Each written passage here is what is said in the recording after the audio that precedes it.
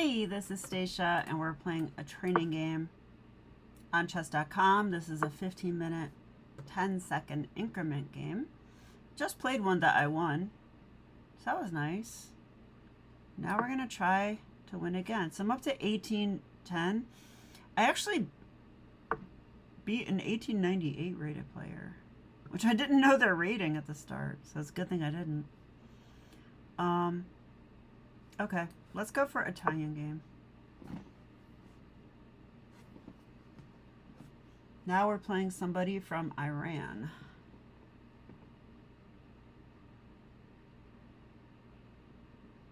I didn't walk to the store. I ran. Okay, sorry, I couldn't help myself. I needed to do some kind of pun. All right. Gotta entertain myself somehow while I wait for him to remember what he does on move 3 for some reason. Okay, d4. Let's do it.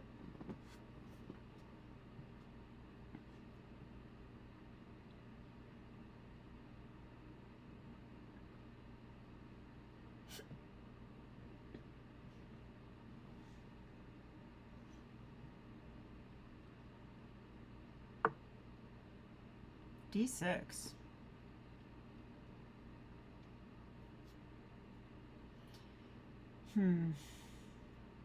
So I had a game at the Parma Open against 1100 where I played knight g5. But I did learn since then that there's a bit of a refutation to that. So the question is, do I try it? I mean, the answer is probably no. But then what do I do here? Don't remember what I should do. Because if I recall, there's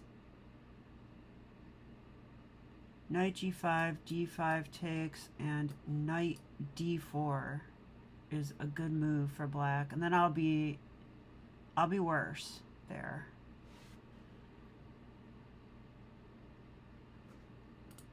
But if knight a5, it'll follow my game, which went quite well.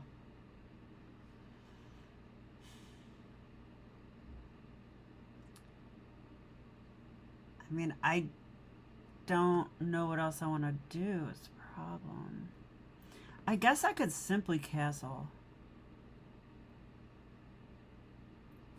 Then they could take, though.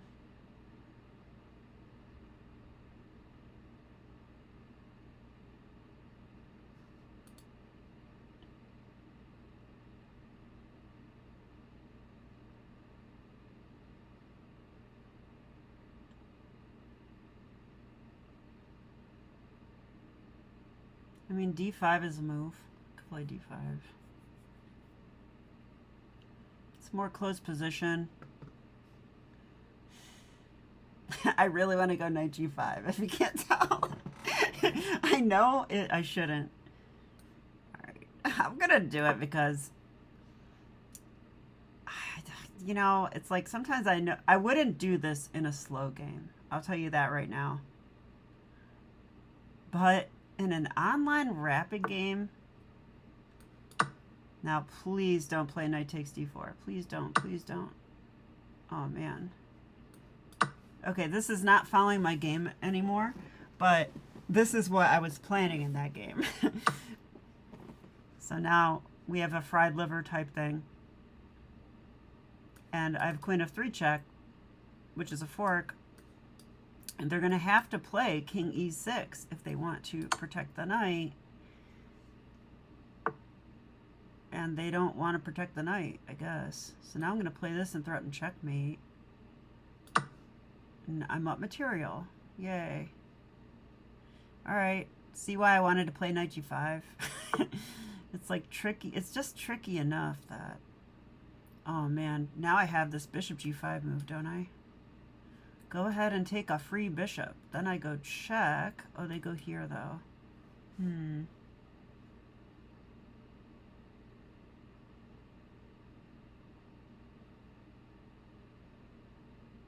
I don't have anything.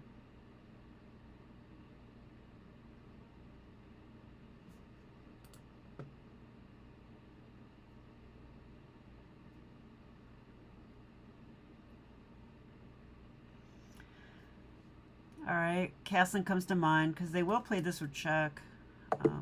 What? They resigned. Why? Are they really lost here? I mean, they're definitely worse. Are they lost here?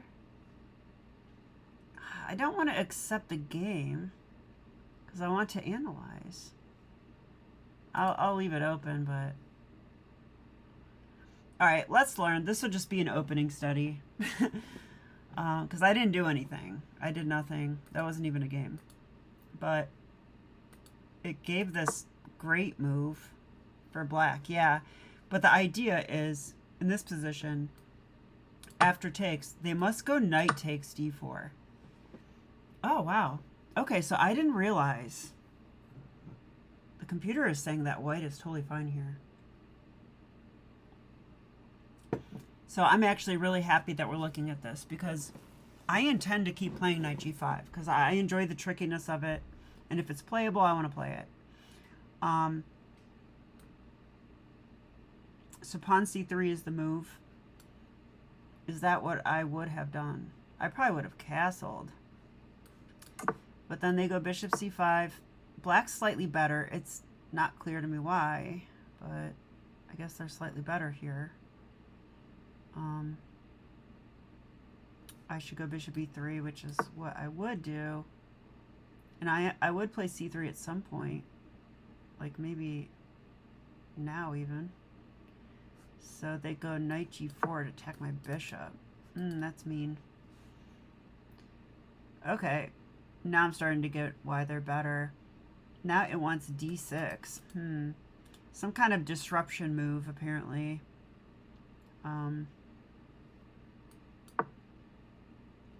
I don't get what the big deal is to distract the bishop. And if here, oh, wait a minute. We're opening up the bishop. Why didn't I see that? I didn't see that. So they have to castle. And then we can take here. Wow. All right, this is just getting crazy. But none of it is great for white, so I don't really care. I just was curious what the reason is. Sometimes that helps you understand the position if you look at why the move you want to do isn't that good. But that just went into craziness. The move I wanted to do was castles, but pawn to c3 apparently is better. And are there any games here? Yeah, it looks like black scores quite well. So that is concerning. But that's master games. I'll have to ask my coach what I should do in these positions. He probably told me once. But let's just follow the engine for a minute. Knight to f5. And now d6 again. So we're doing this thing. So we're going to jettison our pawn for activity, apparently. And guess what? I'm really glad I'm looking at this because that's the only move. It's the only move that keeps the advantage. And in this position, I would definitely be thinking about castling. But the problem with castling is they can take this now. They really can take it, right? So this wants to kick my knight first. Then kick my knight again. And then after knight d4, still not take the pawn. Wow. Oh. I feel like they could take it. No, I take here. Oh, and it's a discovery. Okay. I get it. I get it. So instead, bishop d6, stopping that d6 move, which is pretty interesting. So that d6 move is like pretty annoying for them. And it's not easy for them to take the pawn either, because there's some tricks. I'll probably analyze that on my own a little bit more. But, so after this move, pawn c3, knight to f5, we go d6. So this, I'm memorizing this because this is how I'm going to play this position. And I have someone that plays this against me in real tournaments, like a repeating customer. So there's a good chance I will have this on the board at a tournament soon. So, hence why I want to look at it. D6. And then they have a couple moves. Knight takes D6 or knight H6. Knight H6, really? Like, what is that? I guess knight H6, they're going to defend that? I'm kind of shocked by that works. I guess it does. But then I can play queen B3. And really just pile on the pressure here. They have to go queen D7. Yeah, only move, right? How else do you protect that? And then we can take here. I mean, I can't really complain about this position. I think this position, white does have an advantage. I don't like the pawn on C3 so much, but I don't like the knight on G5 that much. But with the knight on H6, I do. But they don't have to play that move. So back here, knight takes D6 is the real move. Wow, and then we have knight takes F7. Wow, it's a good thing I'm looking at this. It's the only move. Now, can we figure out why we're doing this? Because that's important.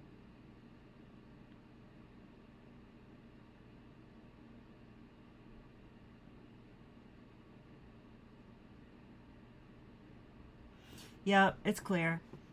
The idea is that if they take with the knight, we take, and we win the queen. That is the idea. So after knight takes F7, they actually can't take it. Well, it says they can, but after check, they can't take the bishop because they have to guard the queen. That's kind of funny. And now queen b3 is a strong advantage for white, which is what I expect. So if they can't take that, that's a fork. So man, I'm so glad I'm looking at this. I did not know it got crazy like this. This is great. There's still some power in knight g5. Like, the one way I would let this line go is if they just play h6 here, here, and then I just have like this horrible position. That's not active at all. But with these ideas, I'm pretty good with this. So, all right, let's follow the main line to its conclusion here. Knight f7 and then queen d7. Wow. That's a hard move for people to find. That is, if queen e7, then we can take on h8. I'm not sure what the difference is yet, but it probably has to do with this diagonal. I'm not sure. Well, I mean, we take there. They can take the bishop, right? Oh, now I get it. There's queen a4 check. That's why the queen has to be on d7 to stop that check. So otherwise, they cannot take the bishop. So they have to go here. And now computer doesn't like this. It says that's losing because we take and they take, and there's no queen a4 anymore. And also our knight is trapped. So we're losing material there. So that's no good. So instead we have to, oops.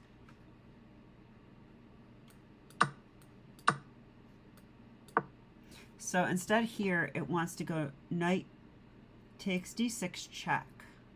Again, the only move that keeps any advantage at all. So one thing I have to know is why is this bad? And it's probably because of queen e7. Yep, it's queen e7. Because, you know, we never castled. Now, I would be very tempted, though, to castle, but I see problems here. So they can do this because after this, they can actually take the bishop and defend the queen. And even though we do get the queen, it's actually black that's up a point of material. And it's actually black that's more active. And look at this. I don't like that. I don't like the pawn on c3 blocking the knight. And everything's all like on the back row. Like, No, I don't like that. That's what I don't want. So that is why we don't take the pawn. So instead, after queen d7, we take on d6, check. Does help them develop the bishop, which is why I would think twice about that in a game. But the bishop is, no, I was going to say pinned. It is not pinned. Queen is protected. So now they castle. Oops. No, we castle. They cannot castle. Okay, so that's something. And then queen f5. Why? I have no idea why. I guess to get this guy out. It's hard for black to develop, that's why. They can't do anything normal. They can't castle. They can't move the bishop. They can't move the rook. This is the type of position I do enjoy, especially if I'm looking at it and they're not. So queen f5, and then looks like we go from here, and white does have a slight edge. So that's our main line. This is like, if black plays perfect, we're going to get this position, and I'm totally good with this. So basically, I've concluded that I do like knight g5. I do like knight g5. And even though d5 is supposed to be good, just to review, if they play the best way, no worries. I go pawn to c3, they move the knight, and then I go here. Then if they take it, if they don't take it, they're in trouble because, you know, problems. If they do take it, knight takes f7, exclam. That's a fork. They cannot take it because that wins the queen. So if they can't take it, then they have to do something else. If they take this right away, oh man, that's just brutal. We take that with check. So they can't take the bishop right away. So that's why they might try something like queen e7, which also is losing because after knight takes, they get our bishop, and then we have that check. So that creates a fork. So since that creates a fork, they have to play king d7. But unfortunately, that blocks the bishop, which is part of what justifies this line, I feel. Because they have to waste a move on queen f5 later. So now we cannot take the rook. If we do take the rook here, they really can take the bishop. So in this position, we trade off. Oh, and we can't take the pawn, by the way. So you can't do either one of these. If you take the pawn, there's queen e7, followed by that. So that's no good. So we're going to have to do this. So sometimes to understand the computer moves, you have to look at the most logical moves, roll them out. And by process of elimination, you can find it, you can understand or find the right move, which is probably how I'd find this move in a real game. So then knight takes d6, and bishop takes is most logical and the best move. And then we just get a position from here. It's hard for them to play. Like, oops, my turn. I can castle now finally, and then they go here to try and get the bishop out, and we could go from there, I think. But I thought that was fun. Now, in this particular game, by the way, in case you forgot, this went like this. Italian game where they played knight to f6, and I went d4. And the best move is always to take that pawn. Like, so this transposes to a Scotch gambit. I'll show you what I was going for. Actually, I probably shouldn't, right? Like, what if my opponents watch my channel? I wasn't going for anything. If that, I was going to go h4, and then, you know, if they take the pawn, I'm like, I don't care.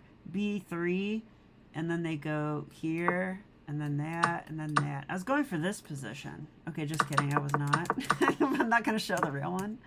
So after d6, knight g5, d5 takes.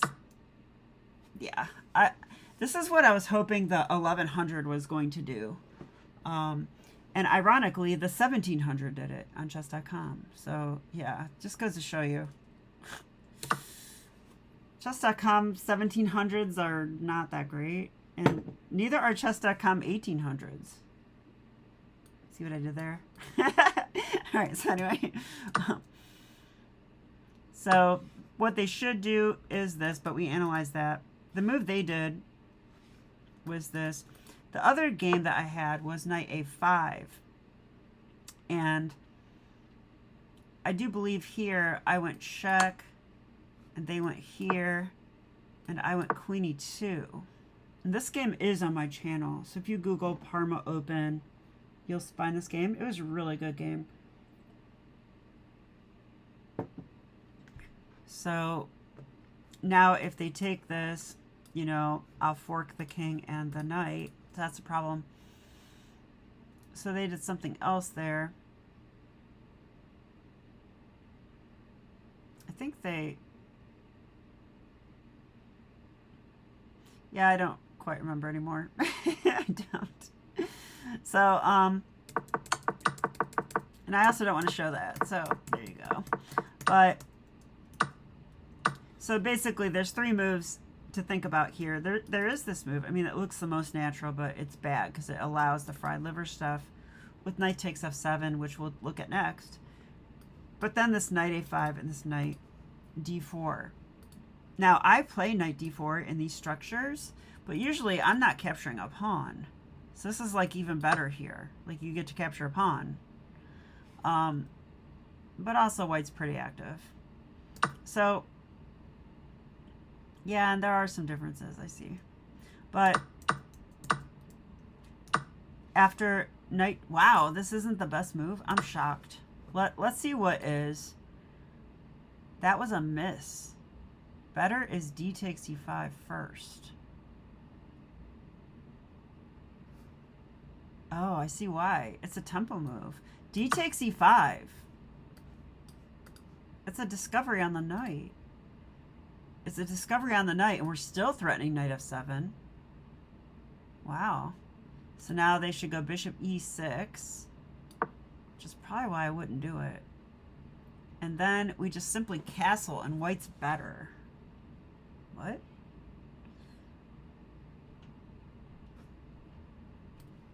What crazy advantage is there here?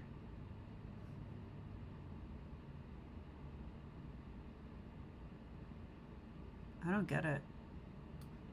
Queen d7 to try and castle, and then f4. Oh, so we have this. Wow, and they are very constipated here. Let's say they just play like a normal move like this. Then computer says we take that, and there's queen h5 check, and g6, and queen h3 with tempo. Let's say queen d7, and then knight c3. Yeah, white has superior development. They can castle now.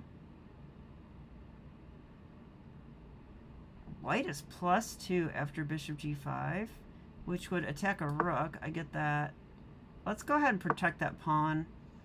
Then it says knight e4. Attacks a bishop. Wow. It attacks a bishop, but it also threatens this fork. We just have to take that first. And either way they take, with a queen or a pawn, we still get that. So that's going to win material. So that's where the +2 comes from, I guess. It says rook 81, though. Oh, pin the knight first. Even stronger? I was thinking take that. And that seems good. It is good. All right, well, I guess this became an opening study. So sorry if you don't like opening studies. But it was good for me because I haven't done any recently. But this is the way the game went. And yeah, I'm just very familiar with this. And he has to go king e6. Like, I just thought this is what you have to do. And yeah, white's better here. And I analyzed this in the past, so I knew this was like a better version of fried liver. Or at least as good as normal fried liver, because fried liver is good.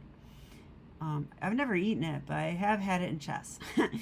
And then here, you know, You play knight c3, you attack the pinned knight. That's pinned, you attack it. And then they have to defend somehow.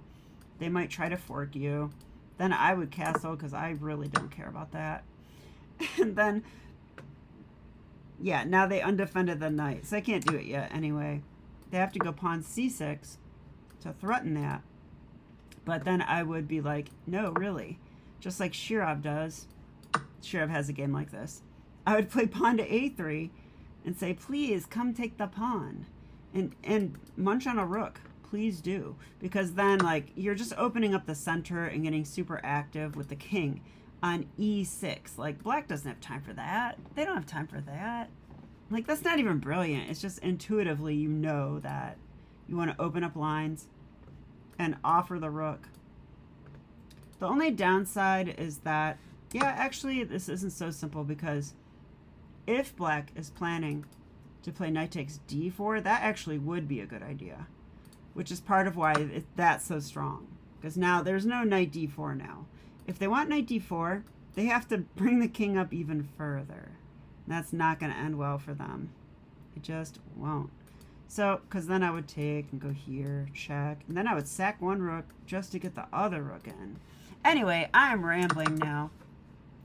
But I hope you guys enjoyed this. I guess I'll show the completion of this game, but I mean, it was really kind of silly.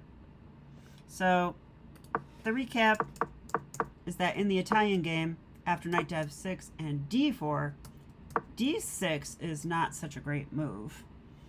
And it turns out that d5 and castles are better than what I did. But I went for knight g5, which is playable.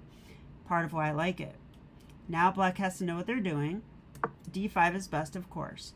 Now I take, and we analyzed knight takes, and we analyzed knight a5 a little bit, and we definitely analyzed knight takes d4, which is the best move.